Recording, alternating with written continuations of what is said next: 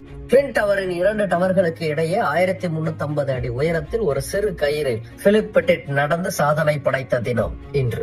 இந்த சம்பவம் ரொம்ப சுவாரஸ்யமானது. பிலிப் பெட்டிட்டுக்கு 17 வயசு இருக்கும்போது பல்லு புடுங்கிறதுக்காக டாக்டர் கிட்ட போனார். அந்த கிளினிக்ல இருந்த ஒரு பத்திரிகையில உலகத்துல கட்டப்பட்டு இருக்கக்கூடிய கட்டிடங்களுடைய வரைபடங்கள் வரையப்பட்டிருந்தது. அதுல வேர்ல்ட் ட்ரேட் சென்டரும் இருந்துச்சு. அப்பதான் அவருக்கு இந்த பில்டிங் கட்டி முடிக்கப்பட்டதுக்கு அப்புறமா இதுக்கு நடுவுல நம்ம நடந்து பார்க்கணுங்கிற கனவுங்கிறது வந்துச்சு.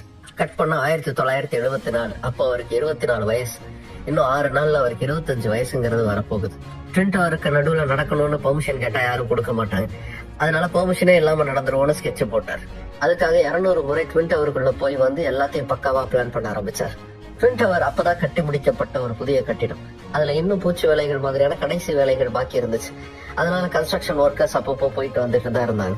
1974 ஆகஸ்ட் மாசம் 6ஆம் நாள் மாலை தன்னோட நண்பர்களோட சேர்ந்து ட்வின் டவருக்குள்ள கன்ஸ்ட்ரக்ஷன் ஒர்க்கர்ஸா நுழைஞ்சாரு பிலிப்.